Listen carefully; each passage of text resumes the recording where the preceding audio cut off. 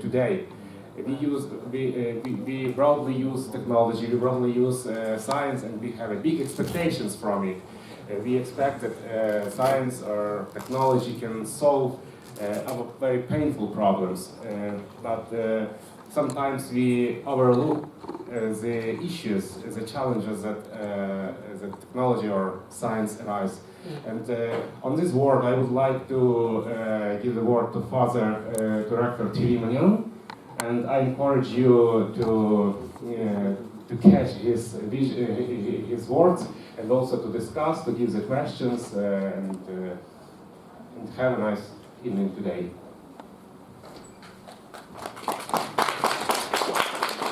Well, thank you very much for this welcome.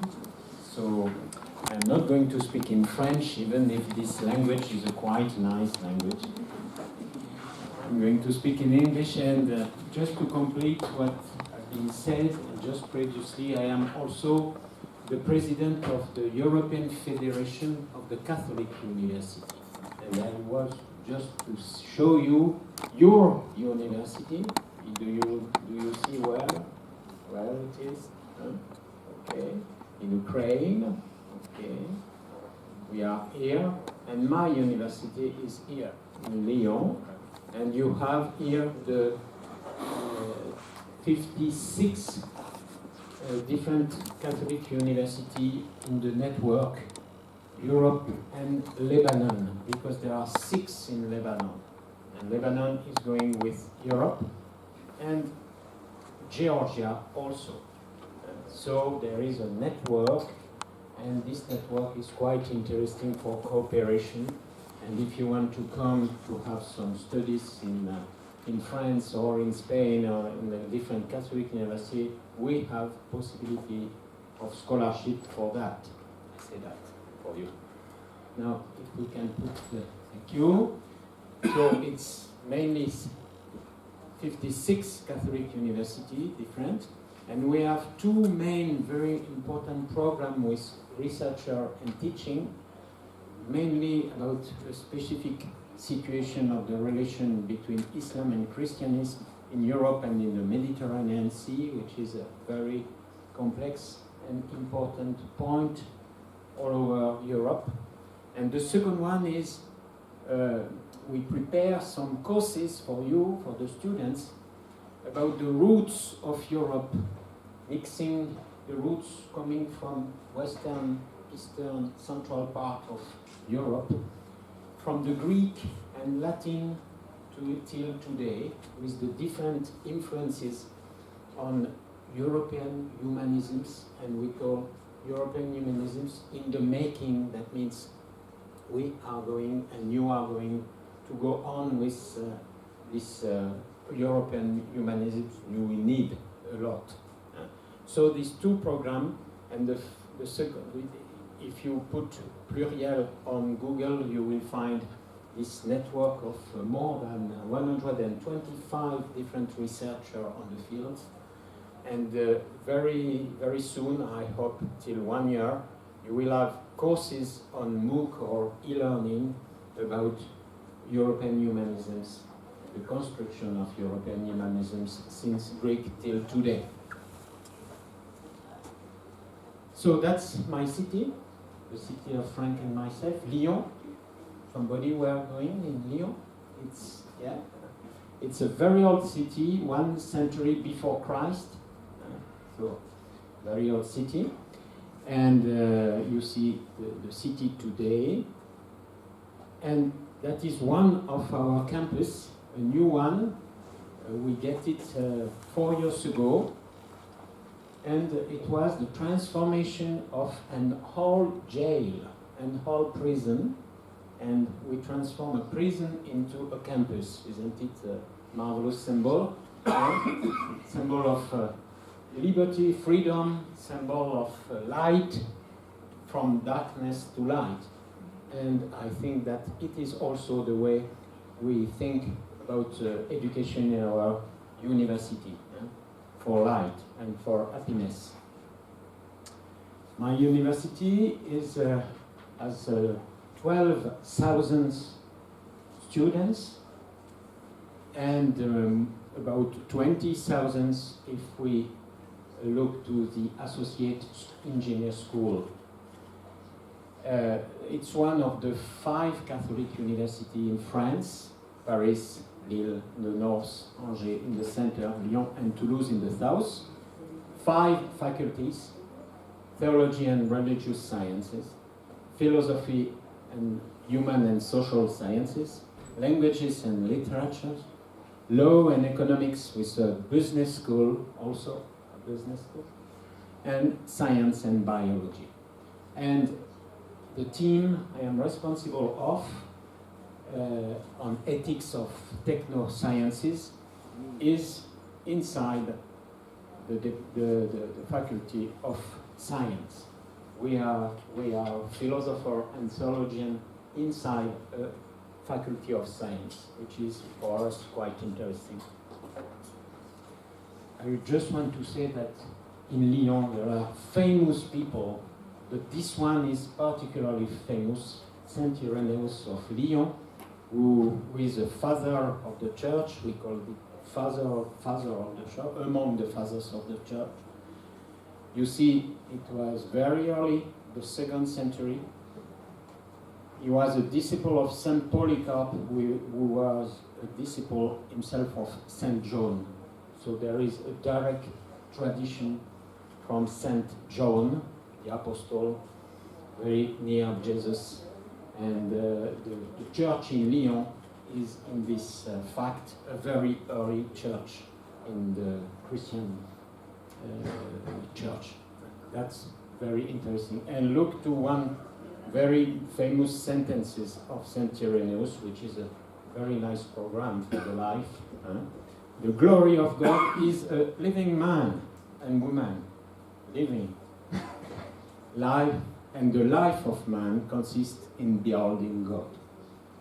Okay, now we move to our subject, but you will see that this anthropological view will be of interest for ethics of science and technology. I'm going to speak about ethics of science and technology, and also about a phenomenon you heard perhaps, transhumanism. Who knows something about transhumanism? Just if I can, a minority. So I'm going to explain more. Okay.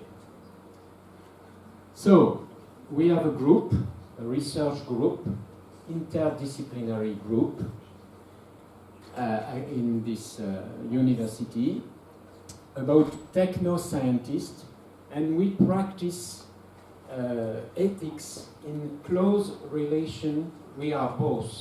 First of all, the team is about 55 researchers, and 7 of them are particularly devoted to ethics of techno-sciences, and the techno-sciences will be what we call nanobiotechnology, neurotechnology, and artificial intelligence. We are going to speak about that.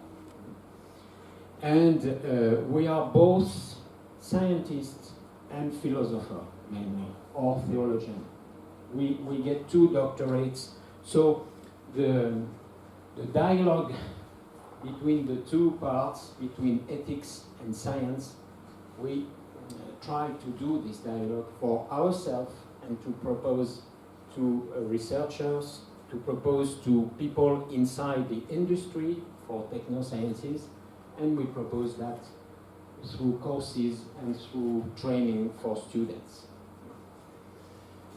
So the question will be how these techno-sciences can be helpful for man. First of all, we think that techno-sciences are very good things for man. And what are the dangers?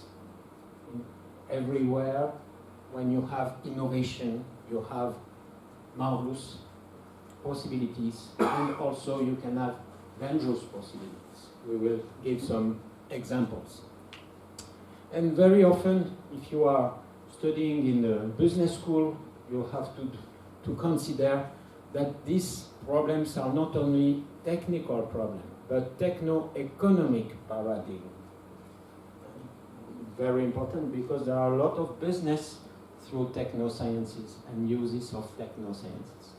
And sometimes the business is well before ethics, as you can know. But also, the question is how to think who is man, how to think the human at the time of technosciences, and particularly when we can change, modify the biological nature of man through biotechnology. We can modify the genes, the genomes. You can modify what is considered as a very important internal development of human nature, biological nature. So what does that mean, man? What does that mean, man? Who is man at the time of artificial intelligence, machines, human intelligence? How we can speak about the specificity of man in regards to machine learning, for instance? These kind of questions will be just shown here. What can be proposed in front of the objective of transhumanism? Because I will show you that transhumanism is one way to think the use of technosciences, which has a lot of dangers, according to me, even if transhumanists can be a very nice person. In ethics, there is a very important point. We put a judgment on situation, never about people. Okay? That's very important, very important. On situation, not on people.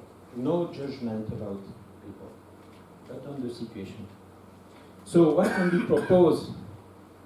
How can we use technosciences in an alternative way in regard to transhumanism? That will be one question. And is a Christian anthropology useful at this time? What can be the interest of a Christian anthropology to use in a good way these technosciences? How express the Christian anthropology at the time of artificial intelligence and nanobiotechnology? Some questions, and I will give some example about that. So what is transhumanism? Transhumanism, you hear perhaps about that. It's a cultural network from the Silicon Valley in the United States to promote technosciences, not only to repair people when there are some disease, but to enhance, that's the key word, to enhance the biological and mental characteristic of man. For instance, to increase the intelligence, the memory, the lifetime, and some of the transhumanists propose to you immortality. Okay, immortality. It is very long at the end.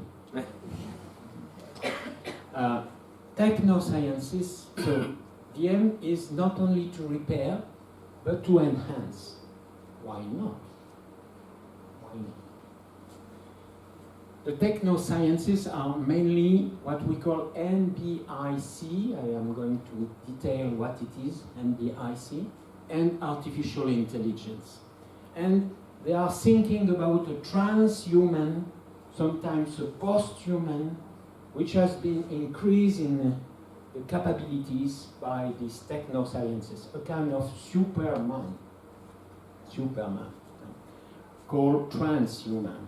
And one of the aims, and that is quite important to notice, is because our biological determinism are limits, and we don't like limits.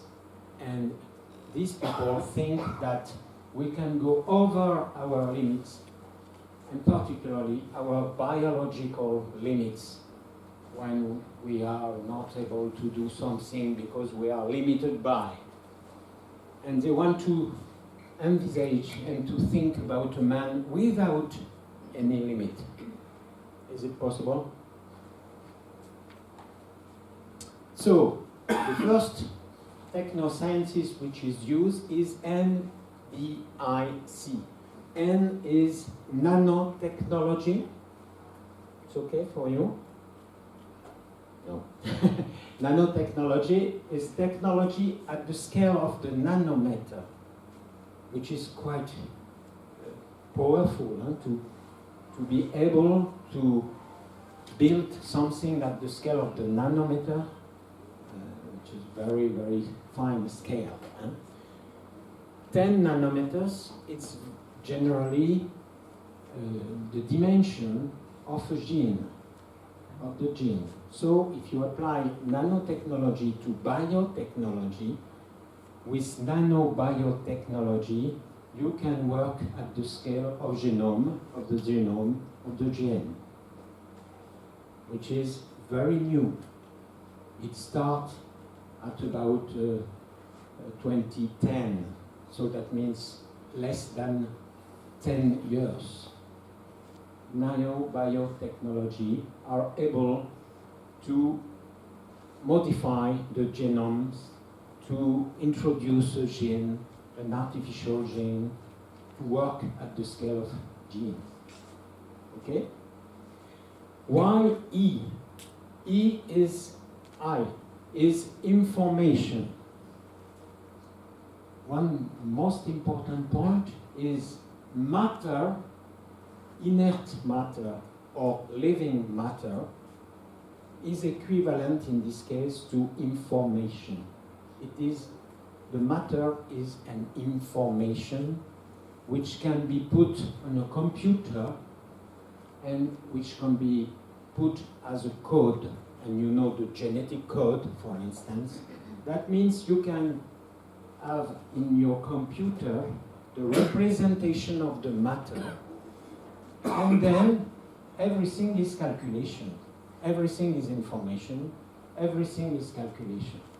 And if you have a very powerful computer, you can imagine not only to copy the natural genome, but also to envisage to modify this genome, and then through nanotechnology to build new genomes. For instance, on a bacteria has about 600 genes in its genome.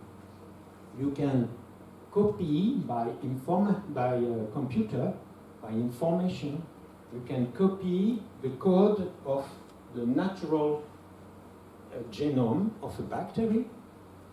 Then you can construct an artificial genome of the same bacteria. Then you can modify this artificial genome.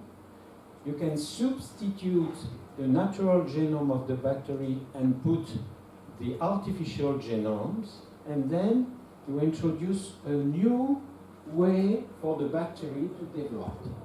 You can use the bacteria as a manufacturing. It's for bacteria today. Now we have the possibility to do that on eukaryote cells, and tomorrow on human genome. The genome of human is about 22,000 genes. It will be possible to copy. We know that we know the sequencing of genome, human genome. So we will be able very soon to reproduce artificial human genomes and modify this artificial human genome. You see the power, I would say, of this kind of techniques. You see that? You can modify your genome. And if we can modify your genome, you can modify a lot of biological characteristics and mental characteristics. So, if it is used to repair for disease, marvelous. Genetic disease, for instance, if you can modify the gene when you have a monogenic disease, marvelous. But you understand that you can use the same tools to design the future of human. Okay? Terrific questions. There was in China. Yes, I will speak about that. Yeah, we will just. Okay, we'll put that.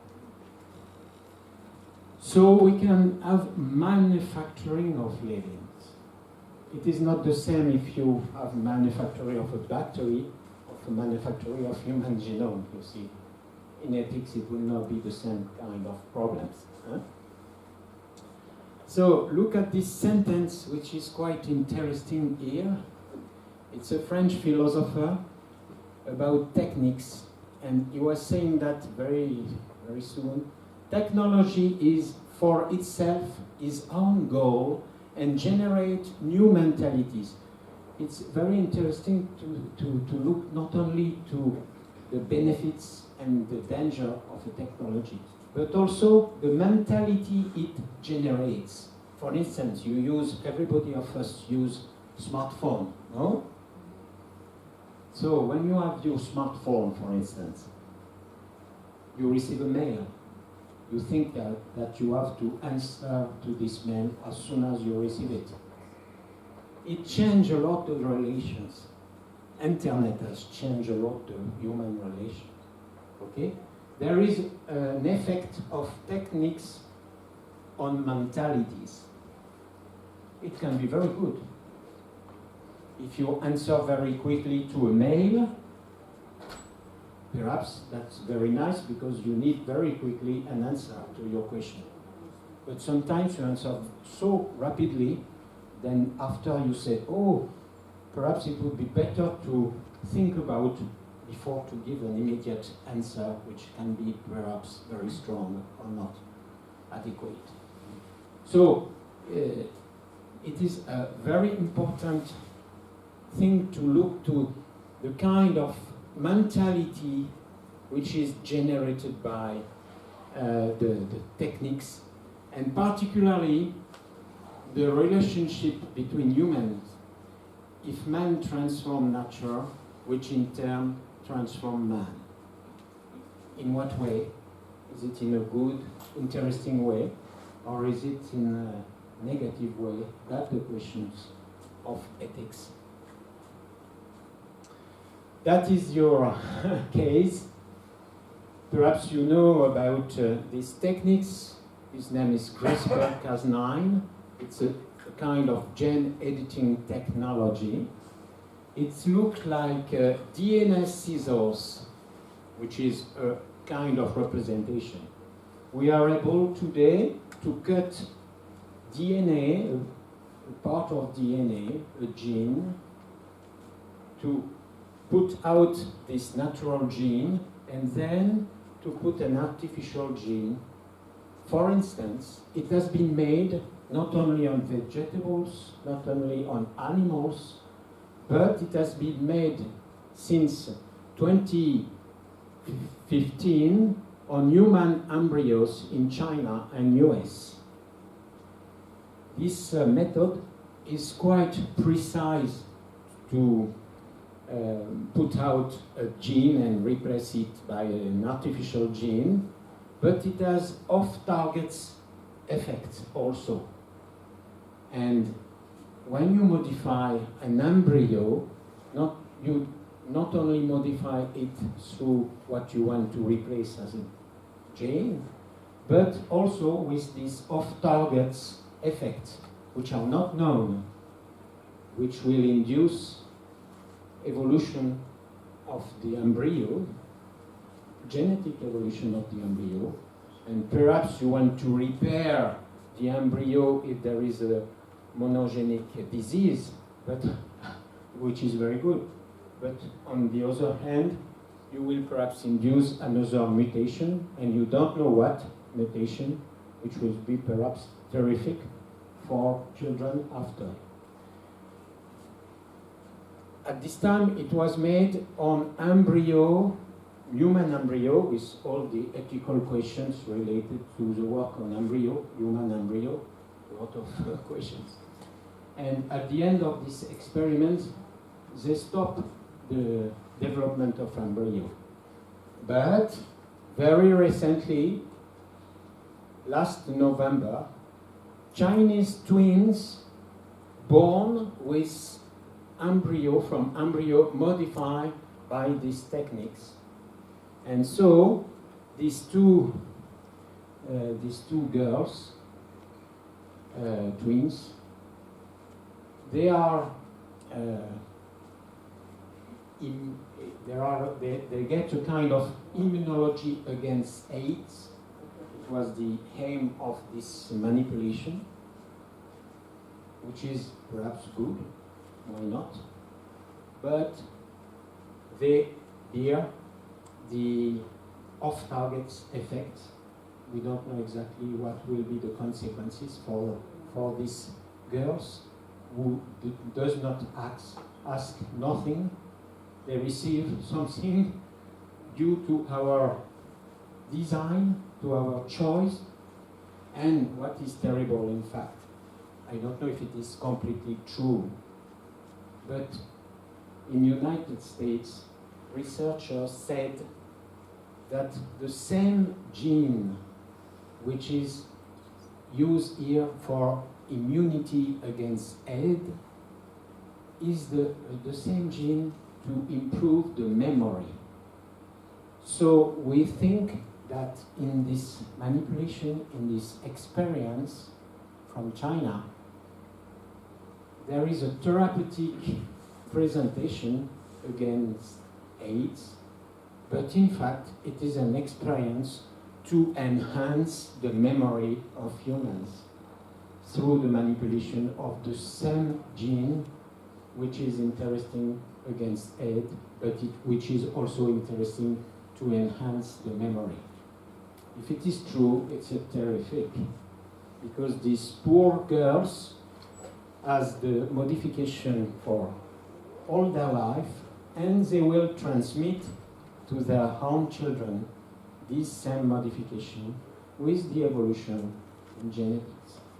You see the questions? So today we are able to do such thing.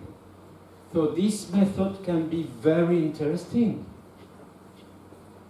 very useful, but you see that it can be used in a terrific way also. Okay? Do you understand? Okay? So, one of the aims, is to repair where there is a kind of monogenic problem. Why not? But also to enhance, and sometimes from repairing to enhancement, there are difficulties. But you can also use this kind of method to design living according to our liking. Is it possible to design the future of humanity like that? Why not? According what? According to our will. Based on what aim, on what view of man, on what view of future? That is enormous. That's enormous question. Generally, we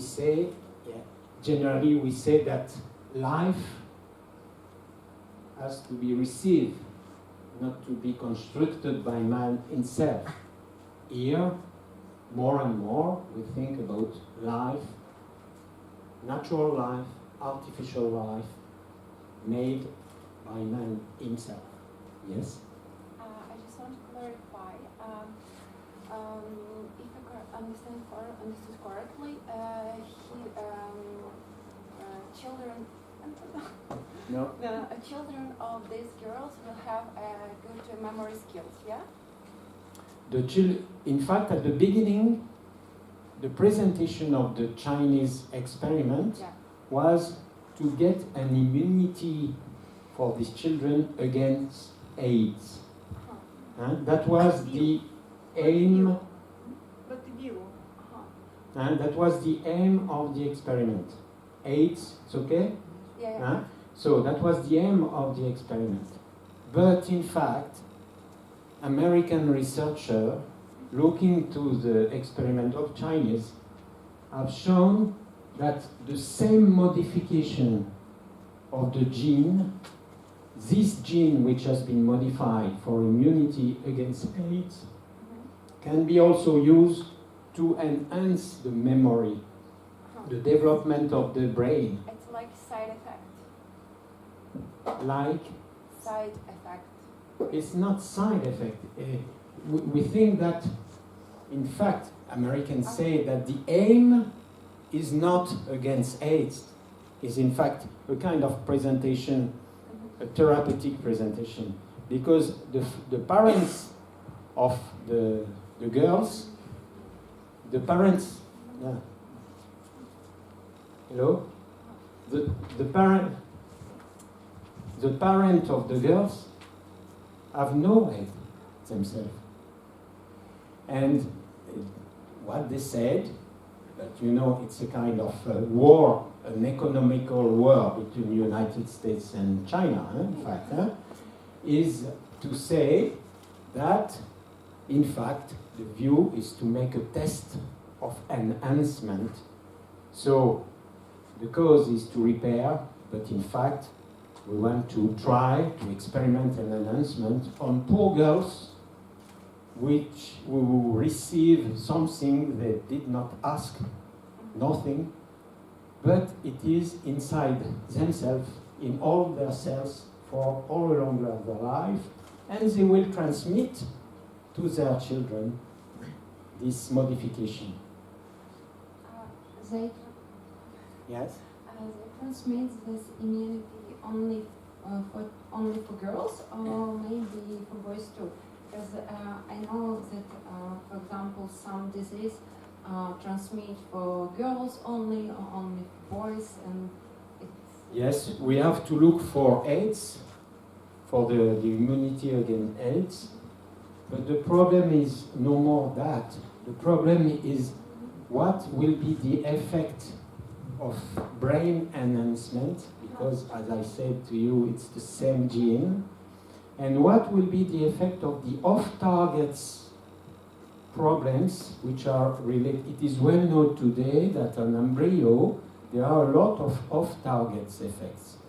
This off-targets effect can induce very negative mutation for them. So they will have this very negative mutation all along their life. We don't know exactly what consequences, and we know that they will transmit also this kind of modification which were not aimed to. So today, to do that, it's terrific for the future, you see? It's why I speak about poor girls. They ask nothing, and they receive that. And in ethics, perhaps you know the principle of responsibility, which was proclaimed by Hans Jonas. I have it, and I will come back.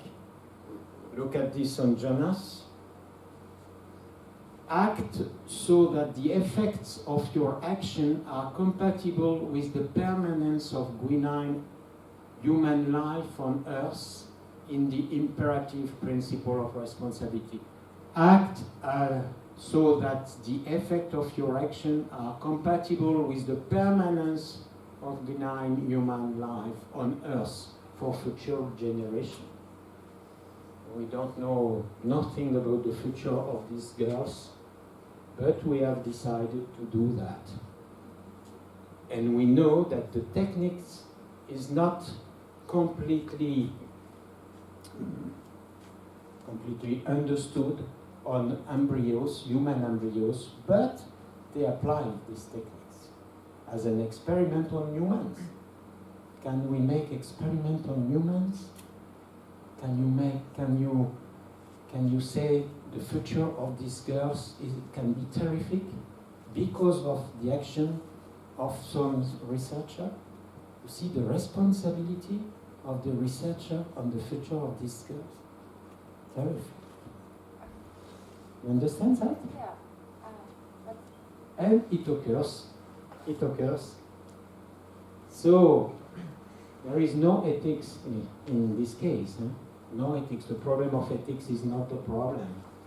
The problem is mainly to make experiments in science and to win the economical war.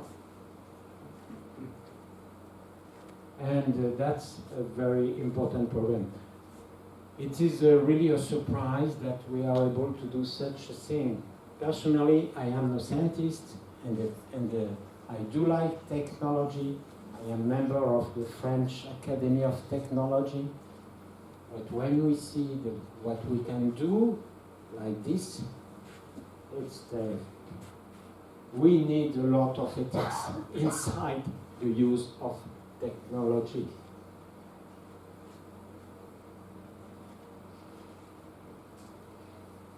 Okay, now,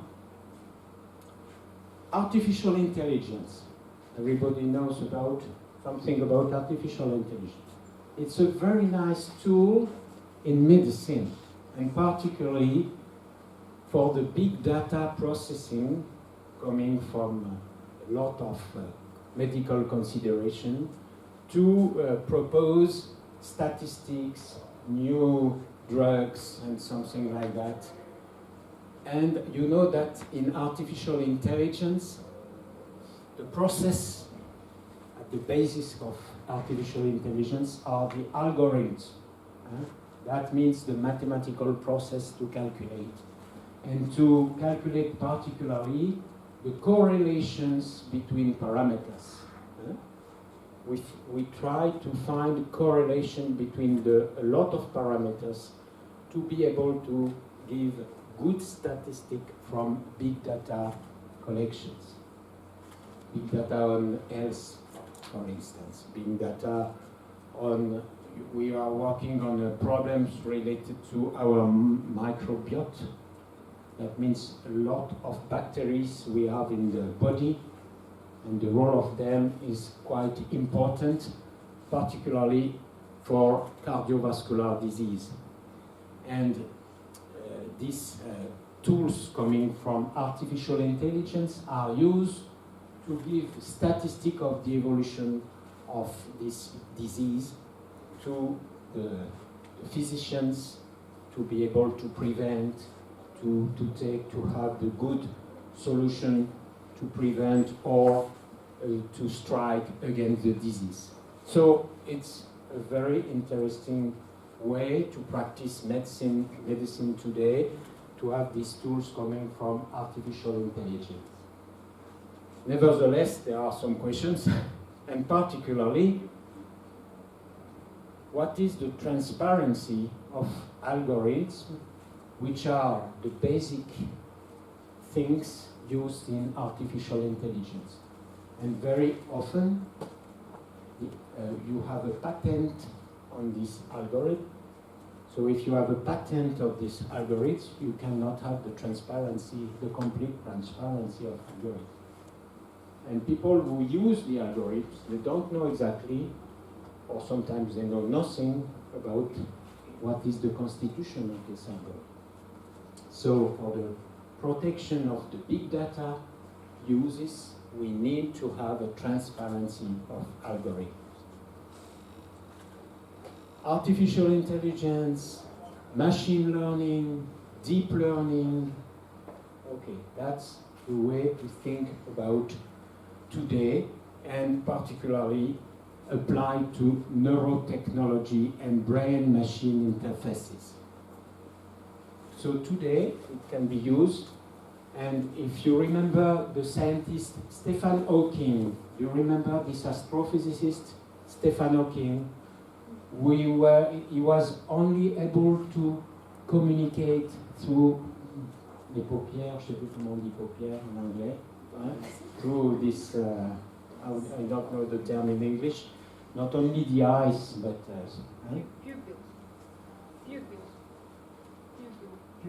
pupil. It's not pupil, it's cornea, yeah. So the electric signal was used through a brain-machine interface, and so he communicated, and he was able till the end of his life to communicate by this tool. Very nice. Thank you to technology, and thanks to technology. But in transhumanism view, the problem is that it is interesting not only to repair, as for this astrophysicist, but also a kind of view is to make a fusion between the human and the machine and to become a cyborg. I don't know if you want to become cyborg. Perhaps. Personally, I don't want to. One of the mentality in artificial intelligence is the following one. Everything is related to calculation in artificial intelligence, which is normal, completely normal. And we very soon we say, oh yes, to think is to calculate. Everything we think, we feel, everything in our daily life can be calculated.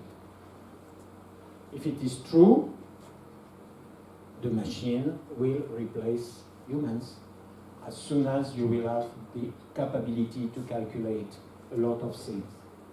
That is a philosophical question. I will be very interested to hear your answer. What do you think about this sentence? To think is to calculate? Is everything in the human measurable? Could everything be quantified and related to a calculation through a machine? What do you think about? Why not? Because we don't have enough machines. We don't have enough machines. Okay, perhaps today, but we can think that with the enhancement of the possibility of calculation, and if we have quantum computers tomorrow, which is possible, so that can be okay. So we can think that one day everything we live will be able to be calculated. Yeah. Yeah, I think no, because every day, like new data appear, and we should like quantify this data, and to my mind, it's not everything is measurable. And about this first sentence, the thing is to calculate. I think it might be explained in the following way that we can calculate our own actions, like what we should do after like step after step, you know, and I think that everything is not measurable, and these like machines, these mechanisms, or new technologies, they will be like additional tools that human beings will use for them to collect, to store data, pass it to other institutions. Okay, that's one view. Yes? I think everything cannot be measurable because there are some things when we measure them, they loses their sense, exact sense, and if they are really measurable, they don't mean anything to us. For example, I don't know, love, our belief to somebody, trust. If we measure them, they loses its real sense. Interesting. Yeah. I think that if something exists, It can be measurable. Everything that exists can be measurable, and if we talk about love, there are some experiments. There were some experiments between people when they have a list of questions, and after asking each other that question, they created some feelings each one. No, between themselves, and it means that even feelings can be controlled by some factors outside. You see the two different positions, so you have a lot of job to do, dear professors, about this, but be careful. Don't make the confusion between love and the biological consequences of love. If you say to a poet or to an artist that everything can be calculated, do you think he will agree? And why not? Why he will not agree? What are the arguments? There is no universal scale because each experience is different, and what is good for one person is bad for another person. So it is impossible to calculate because there is no scale. Yes, that is one argument, yes. One of, yeah? Yeah, maybe Grab the microphone. Maybe everything might be calculated, but to some extent, you know. And so it might be extended. It might be calculated to its own, according to its own measures. Okay. So you will go on in this discussion. I just give you an example to show that everything cannot be calculated. One of the specificity of humans since a long time. Sorry? Alors, dignity, but one of the specificity is also to be able to think about infinite. Infinite is not calculable. It's a simple example. 1/0 is not calculable, even this kind of infinite. And when we speak about infinite inside the art of a man, it's not only a question of mathematics, it's a question of what?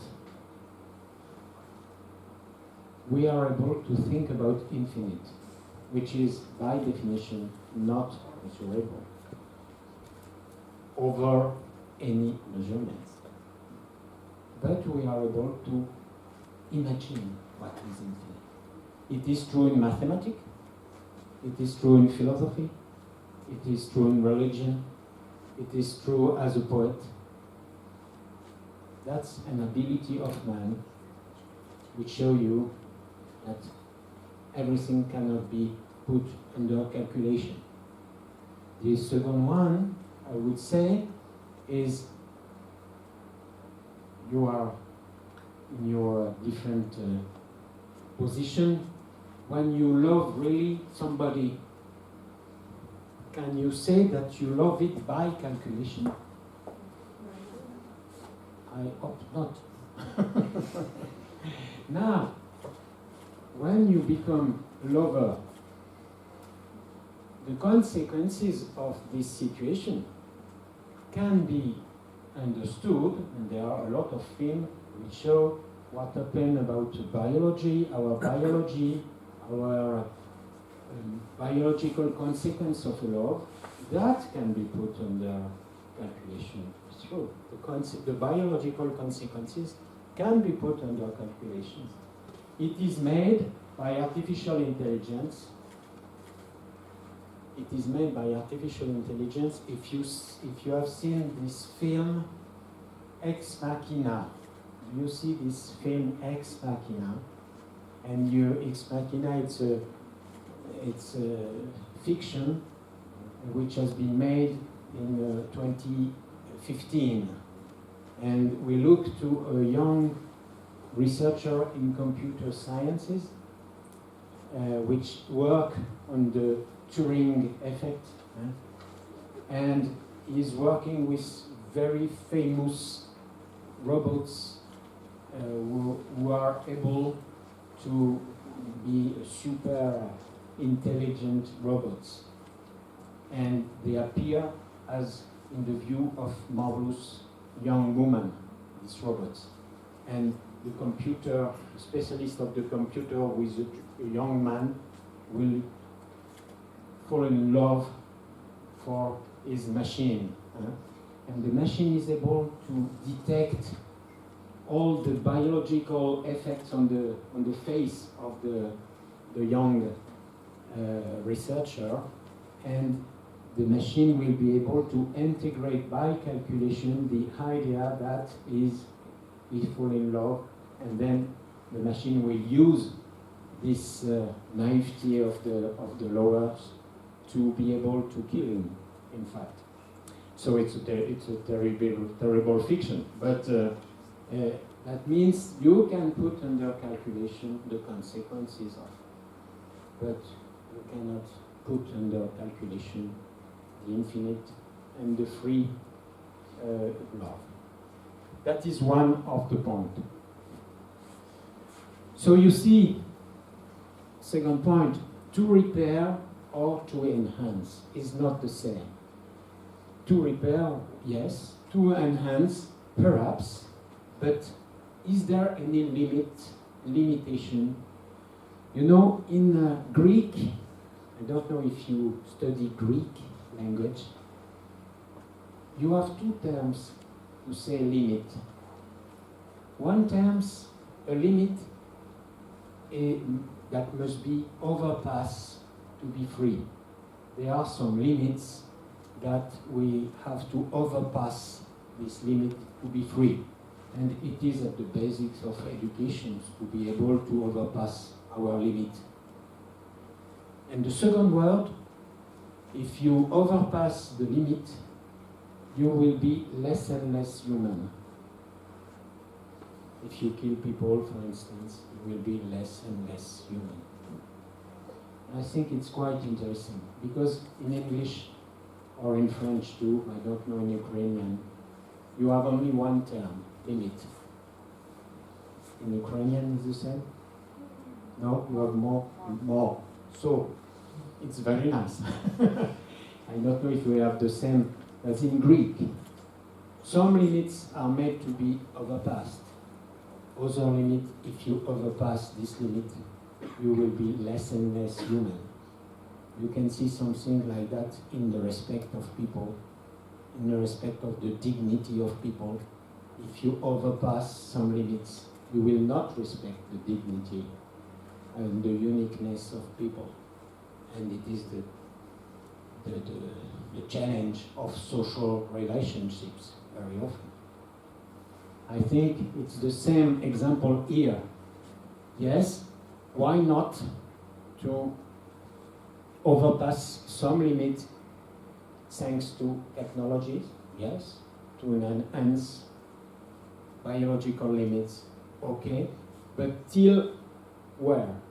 The power to be ourselves. I give you an example. Now we are able to put neurotechnology in our brain, and for instance, when some people have the Parkinson disease with a lot of trembling, you can stop the trembling through neurotechnology. Very good, because the trembling is very handicapped. But we see that along the time, this neurotechnology not only stop the trembling, which is very good, but induce a change in the character of the people. If they have bad character, it can be very good. It's a joke. But that means the character can be also modified, which is a question. It is a question. But it is in the case to strike against a disease. If you use the same technology without any disease to enhance the ability of the brain, and then at the same time you change the character, it's what the philosopher Habermas said, it's the power to be ourselves. That's very important. And it is one of the questions. To repair, okay, to enhance, till what limit? Is there any limit? Transhumanist views say no limit. No limit. And we say perhaps there are limits and limitation that we cannot change the power to be ourselves? That's a question. What is possible and what is desirable or what is recommended? The technosciences give a lot of possibilities. Okay, nice. All the possibilities are good or not? That's the question of ethics. What looks like useful, is it always good for man? That is the question. And what will be the freedom to use or not to use that?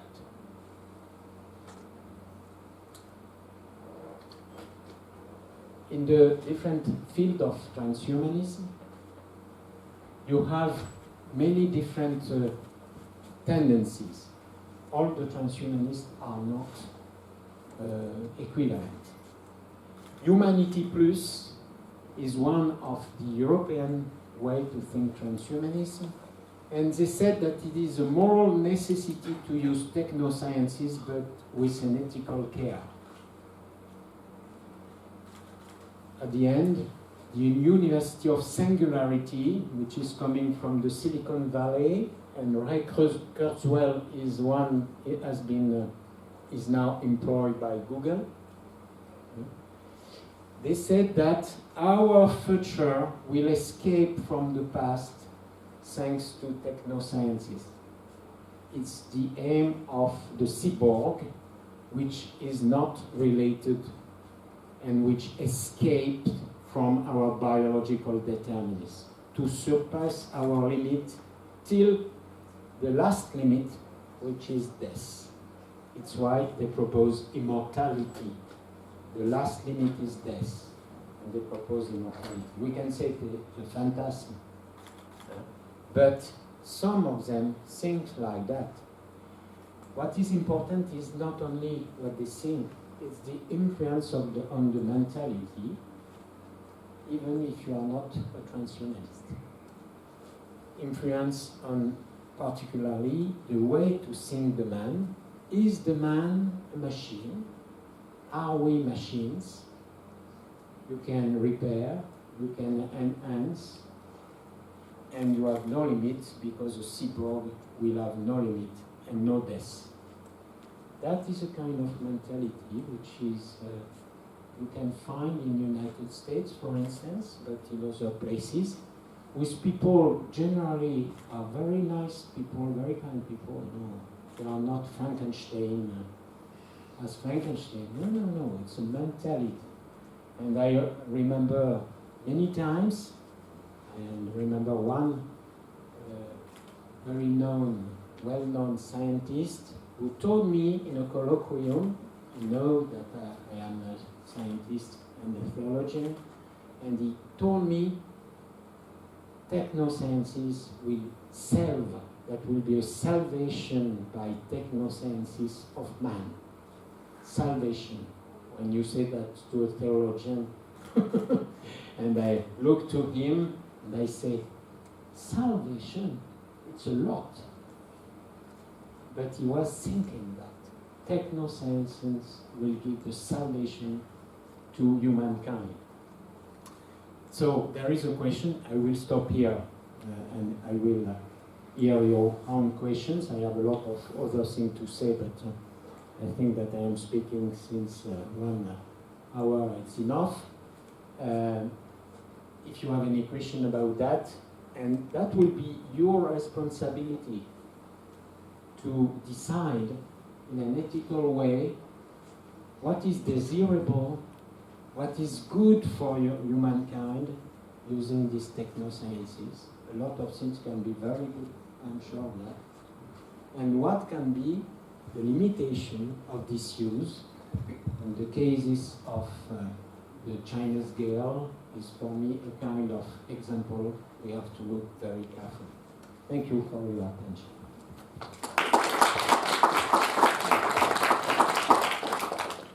If you have any questions, comments, you can. Okay. I have one question. What do you think about very popular? Please. Okay, what do you think about the very popular procedure like echo and exi?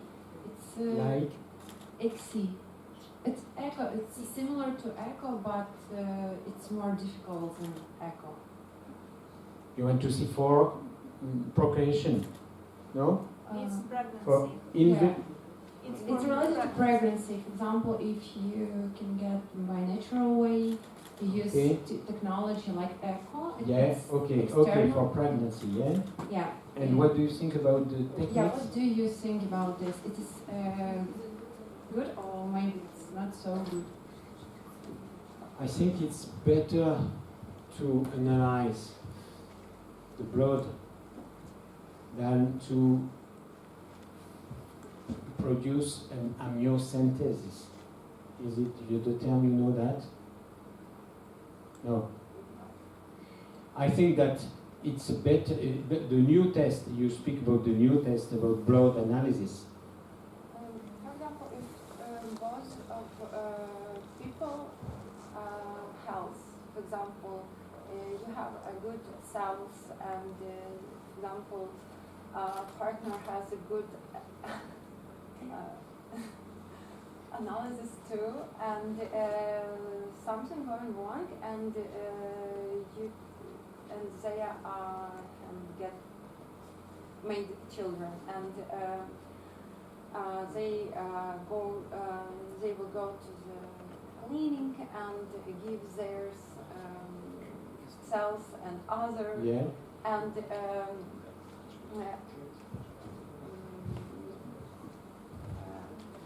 And doctors implement in women's cells some, for example, I don't know. No, excuse me. You speak about procreation. Yeah. Yeah. Oh, it's why my question previously. What do you think about in vitro procreation? Okay. Okay. Excuse me. I have to understand the question first before to answer. The problem of procreation is, first of all, we think about homologous in vitro procreation. That means using the gametes of the man and the woman of the couple. But sometimes you can have another given gamete. So we call it heterogeneous. Heterogeneous in vitro procreation. That means the gametes of one of the two is coming from another people than the people of the couple. That's all heterogeneous. You know that they exist. So this question of heterogeneous is a very important question in regard to filiation, because the children will not be able to know his father or his mother, biological father and biological mother. So heterogeneous in vitro seems to be very difficult in terms of filiation. Homologous in vitro is more interesting. That means when people are not able to have naturally children, and when a couple, and they use these in vitro techniques, that can be very interesting. But the question is the number of embryos which are elaborated. Very often it's 6 to 10. You put the two first one to try if it works. Sometimes it doesn't. The two. But you have always embryos which are not used. What do you do with them? You put it in liquid azote, nitrogen, liquid nitrogen. And in France, for instance, today you have 200,000 embryo who are congelated and waiting for we don't know what. It depends what status you give to the human embryo. We cannot say it is a thing. It is not a person as you are a person, but it is potentially a person. So what are you doing with that? That's the problem of in vitro procreation. But there is one way to avoid that, which now becomes possible.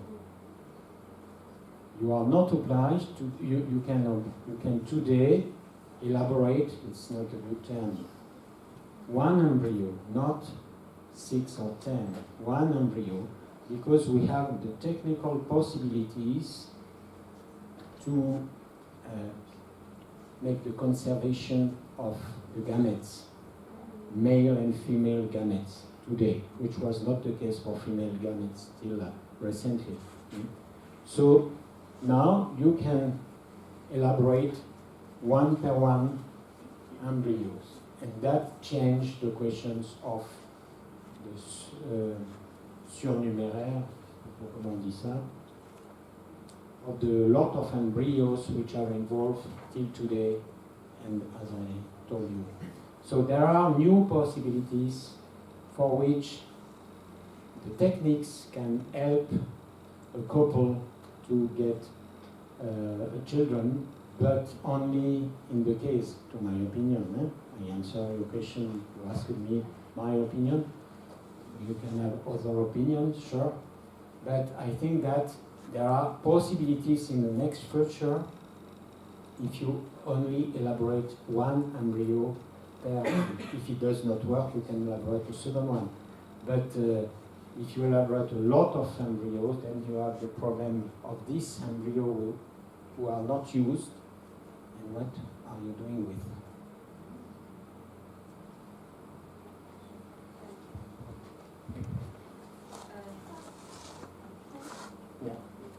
Yeah. I have one question. I don't know. It's not about. Maybe it's particularly about biological innovations. But what do you think? Are there any ethical questions about the formation of maybe human beings if they will live on another planet? For example, the main goal of Elon Musk to make some colony maybe on Mars. Yes. And what is the question? What ethical question we should think about? What ethical questions will appear when people come, for example, come for living to another planet? And I think maybe people, humans will, for some years after coming, will have some deformation about, I don't know, breathing, some modifications maybe. Mm-hmm. The question is not the modification of the biological. Since the beginning of the evolution, we change a lot. Okay?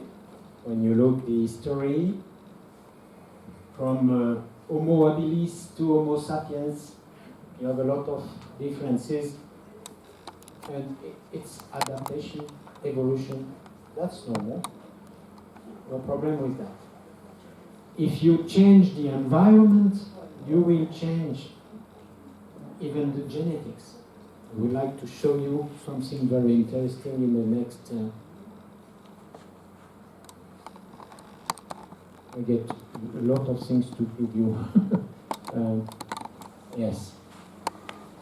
In biology, you have, for instance, what we call the epigenetics.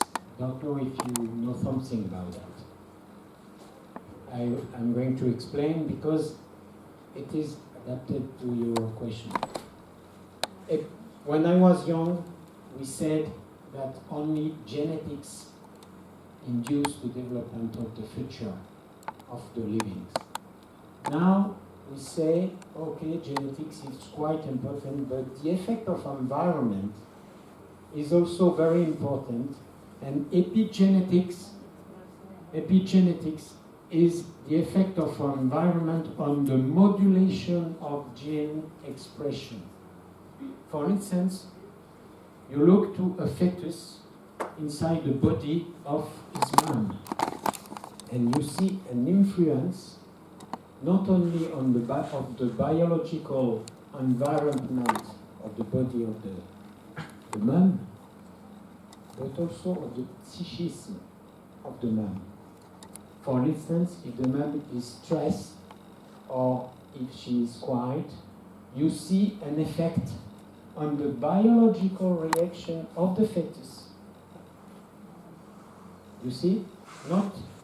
You see, this kind of situation is quite interesting. That means biology determines the way of in psychology, we would say. There is direct link between biology and psychology.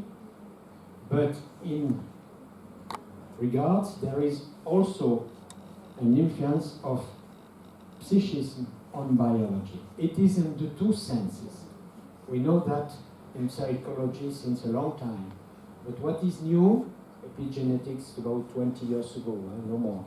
That's very new as research. That means that environment, not only biological environment, but psychism has an influence on the evolution of genetics. So there are possibilities of adaptation, biological adaptation, psychological adaptation, which is quite interesting. But that means also that if you consider only the functionalities of the living, and if you want to improve the functionality of the living by the technosciences, for instance, to be able to resist to, I don't know what kind of context in Mars or in another planet, it is not sufficient. To improve the functionalities is not sufficient because what will occur is an effect of the environment and of the psychological environment on your functionality themselves. So you see, it's why I think that what is quite interesting is the harmony, because the biological functionalities, the psychological context, and I will show you the spiritual context too. Spiritual in a large way. I don't speak about religion, I speak about spirituality. We practice some tests, we call this test brain plasticity. Our neurons, the system of neurons, we get more than 100 billion neurons with their connections, a lot of. It always evolves all along our life, not only when you are very young, but all along the life. And it evolves due to biological increase, I would say, but also in terms of psychism and spirituality. There are examples of neurosciences programs on people who practice what we call the mindfulness. Do you know that? It is a kind of meditation. And we look to these people and we look to the brain of these people according to their experience in mindfulness. And we see a positive effect on the evolution of the brain plasticity according to what they experiment as our spirituality. So here you can see a kind of harmony between biological determinism, I would say, psychism and spirituality. And that is quite interesting. I would like to show you I come from Lyon, and it's not a proof, it's just an interesting fact that has been put into reality by many people in many different spiritual traditions. I put there for the Christian tradition, but you can find also this kind of view in Asian tradition.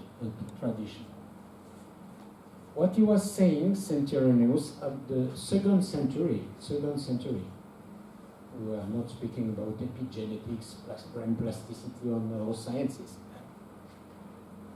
Flesh which has been molded is not a perfect man in itself, but the body of a man and the part of a man. Neither is the soul itself considered a part by itself, the man, but it is the soul of a man and part of a man. Neither is the spirit of a man, for it is called the spirit and not a man.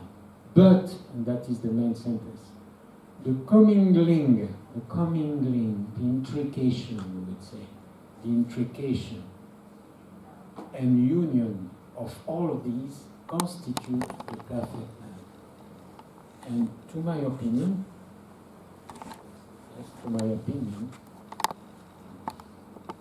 epigenetics and brain plasticity, through the biological point of view, which is not a psychological point of view, which is not a spiritual point of view, it's a specific point of view, give some traces, I would say, about this marvelous, this kind of resonance between what biology said and what Christian anthropology and other anthropology coming from Asia said about this intrication between biology, psychism, and spirituality.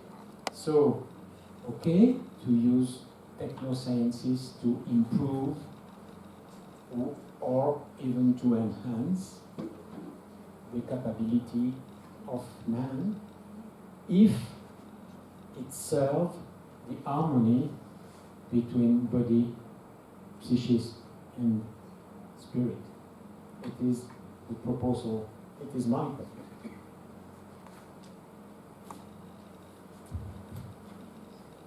I have a question. If we have robots with artificial intelligence and they have some thing like understanding, should we give them some rights, like Robert Sophia has citizenship? Yes, that is a question, and it was discussed some months ago at the European Parliament. And it is, I have a lawyer here, so you will answer too. Yes, it's a question. An intelligent robot cannot be considered as a thing, because it can have some kind of responsibility, I would say. Deep learning, you see what does that mean? Deep learning. That means you have a machine which is able to learn by itself and to produce reaction that has not been programmed by the specialist in computer sciences, by man. For instance, it is used for car without driver. A car can be today used without driver. It is the machine which conducts the car. And this machine will learn about the conditions of traffic, for instance, inside Lviv. Okay? If there is any accident, who is responsible? The owner of the car? He will say, no, I am not responsible, I am not the driver is the machine. You go to the computer scientist and you say to him, oh, what was your job? You are the responsible. He said, no, I did not program everything in this machine. This machine is learning by itself. So who is responsible? And the question is an economical one. Who will pay the insurance? Huh? And it's why lawyers, as Frank said, we have to give a social status, I would say, to the machine. Some people were proposing something, for me it's a little bit terrific, but you will say to your opinion. Electronic person. One of the possibilities of the status of this machine is an electronic person. In the tradition, the European tradition of the human person is very difficult to agree with this kind of definition. But we cannot say it's the only thing as the chair or as it's more than a thing, and it is not a person. So what is it? You want to answer? Yeah, why not? The question is very interesting, and I must add that, for example, last year in the Nevada state in the US, a man has been killed by a car, which was an automatic car, right? So this is a real problem and a concrete problem. That's the first point. The second point, to answer to your question, I would say that, in fact, in the law area, there is a classic division between person and things. Either we are confronted to a person or to a thing, but nothing else. Nothing else. A third option is not possible. Now, but in future. Yes, now. And the fact is that the one who want to create, to imagine a third category are economic players who are interested for that. And I'm convinced that, in fact, we must maybe imagine, for example, new policy in the insurance domain. That's a perspective, yes, that can be interesting, but we must not imagine a third option, which could be, as some people say, a robot person. That's not possible. That's not an option for me. If I remember well, some lawyer try to give a special status to animals. Yes. It is the same kind of questions, but for animals, which is perhaps more comprehensive than for a machine. Because, for instance, an animal can suffer, and by experiences, and if you practice scientific experiences on animals, and if it induces suffering, there is a problem.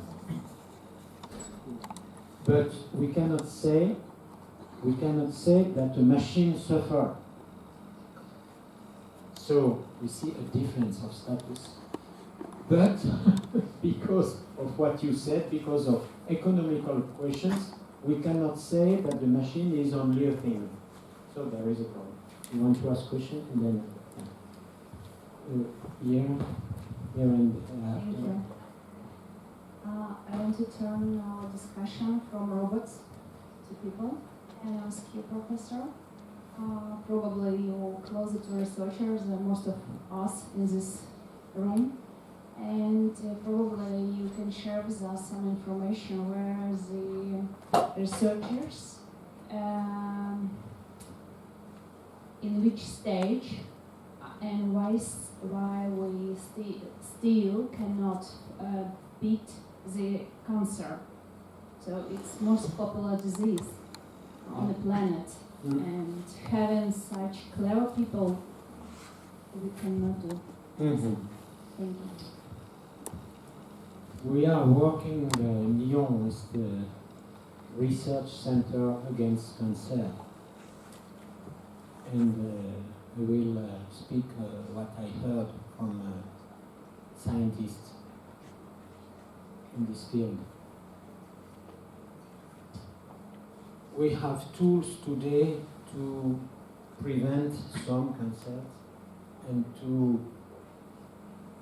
decrease the growing of, sometimes to stop. But we don't understand the real causes, and I said in plural, causes.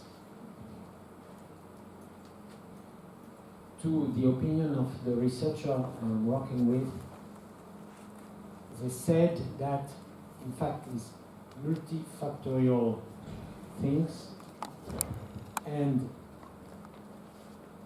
mainly the research were put on biological effect, but they said also in this field, as I have shown from epigenetics, that there is multifactorial effects, not only biological one, but psychological one also, together.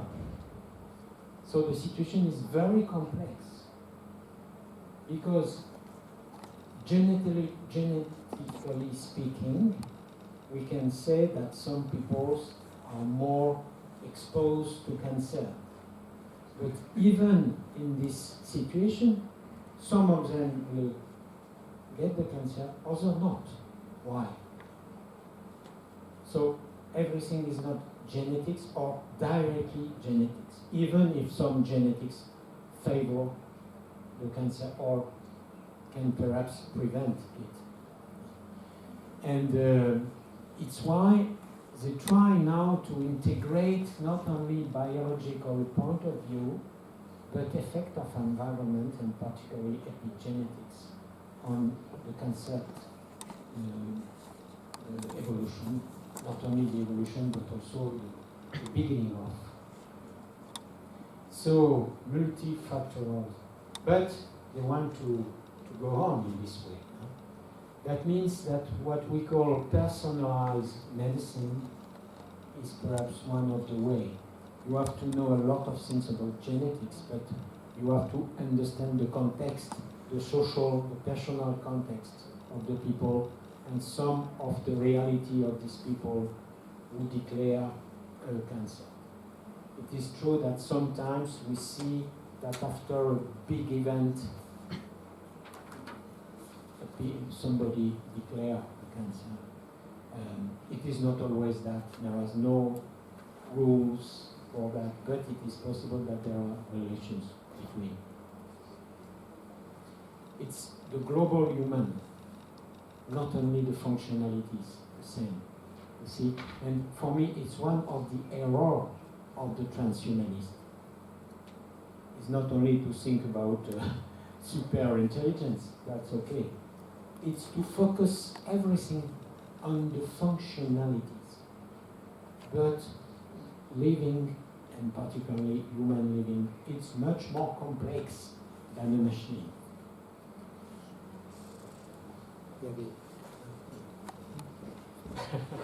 It will be after. I'm very happy with this question, but thanks.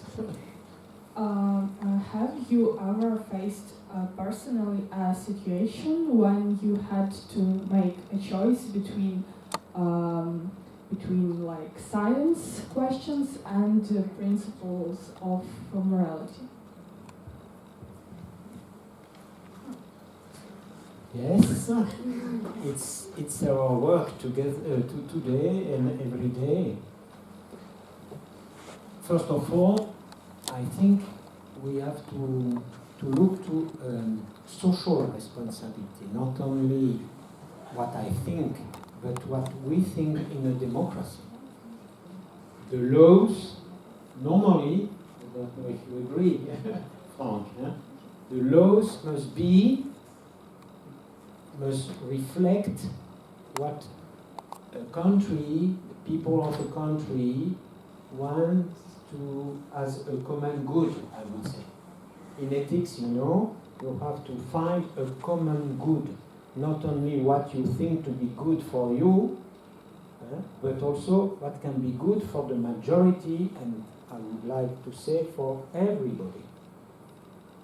common good normally it's for everybody, good for everybody, which is very difficult to define what is good for everybody. Yeah? So it's not only a conflict, a personal conflict, but the society conflict. We know that inside the society we can think in a very completely different way. So the research of the common good is one of the interesting and very difficult situation. It's why we need to deepen our ethical questioning, our ethical positioning, to be able to make arguments, to be able to debate, not only from our intuition, not only from our feeling, but about rational arguments.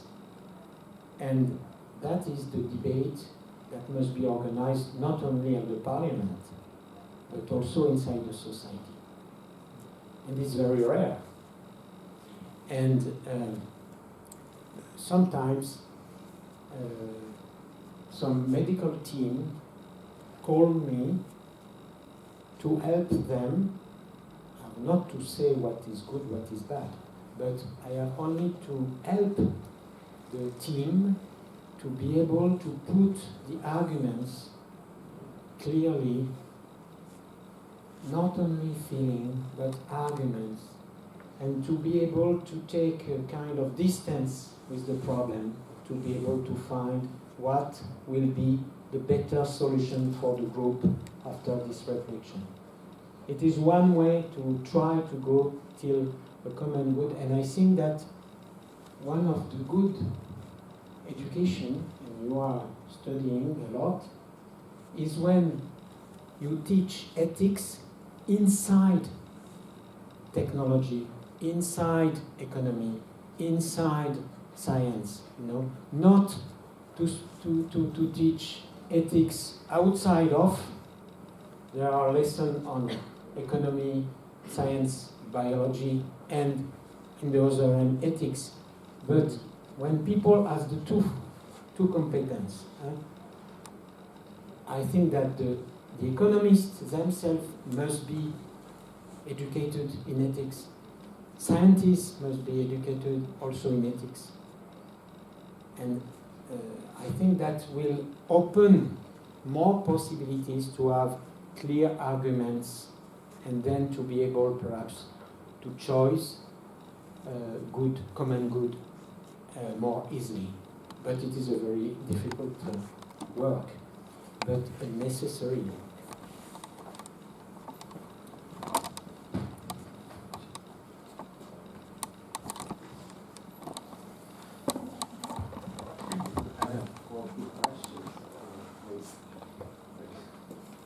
So, as I see such experience like with these Chinese girls, in the near future they will turn into business, a good profitable business, because a lot of people would like to be perfect, to be ideal, and as you already said, it will make a bad impact on society. But I think there is nothing that could limit a person in being ideal, so maybe then the law should. I mean, that the law should limit such possibilities to enhance yourself in order not to make a bad impact on future generations. And if you think it should, then on what ethical aspects should it basis? In the case of Chinese girls, twins, I think the first problem is a problem of scientific integrity of the scientists themselves. It's a very important question in ethics today, and a lot of contracts from European continents are devoted to these questions. The scientific integrity. When you know that the method is not good enough, as of when you know that the method has off-target effects, you don't know exactly what you are not able to use it on humans. It's already a question to use it on animals. It can be a question. Sometimes animals, sometimes defender of animals are very strong against this experiment, but on humans. So, integrity. Is the method okay? Do we know the consequences of the use of the method? Because these consequences are irreversible by genetics. Irreversible. So that's the first question. Then, I am not going to answer completely to your question because it's a question of discussion, of debate, a democratic debate. But in ethics, you have not only to look to the balance between advantages and drawbacks, but you have also to ask, what is our goal? What is our goal? What are the objectives to use such techniques? And there is one mentality, and what I am going to say is very difficult, right? Not to understand, but to appreciate. We think that the happiness is when you are the strongest, when you are recognized, when you are... But the question is, what is happiness, in fact? The daily experience show that people sometimes will get handicaps or will get disease, which is a drawback, so that's sure.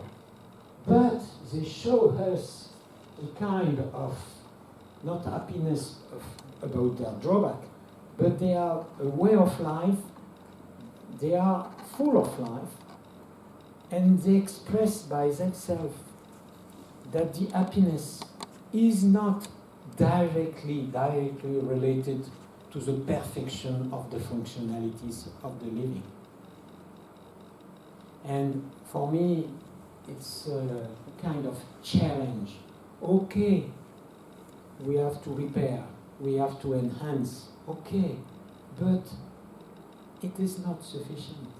It is not that which will give the happiness. Perhaps you remember this athlete from South Africa, Pistorius. You see the story of this man, Pistorius, who born without legs. And they gave artificial legs, which were very performant, because he was able to run very quickly, more than me, that's sure, but that's not very difficult, but more than a lot of sports. He won a lot of courses, Pistorius. And so it was very nice. He was without legs. He was in a bad condition. Then he get legs. He gains success. Marvelous. The problem is he killed his wife. He was able also to kill his wife. So I don't say that this is because his artificial legs that he killed his wife. But that means that it was not sufficient. The technology was very good to improve, to enhance him, but it was not sufficient to have an happy life.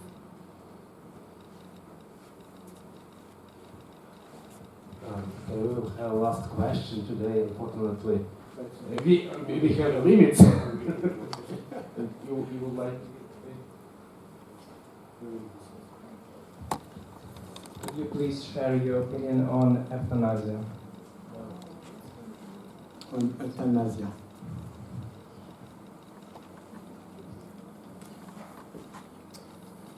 I was very impressed, to answer to your question, I was very impressed working during more than 15 years with people in palliative centers. You see, palliative centers, it's okay? Mm-hmm. Yeah. People who make the accompaniment of men and women till they die.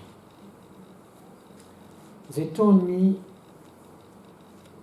many things, very important, and I was very impressed by these people.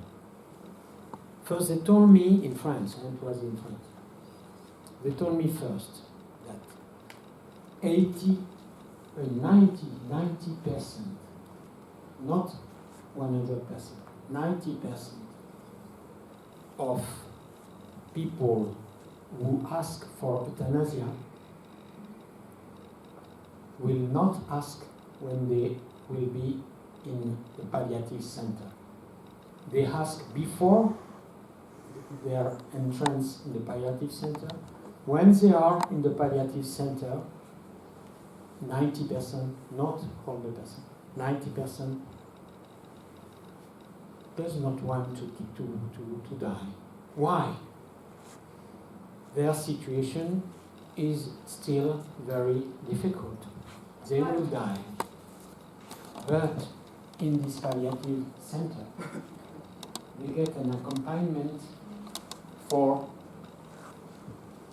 a douleur, the pain, yes. Accompaniment against physical pain,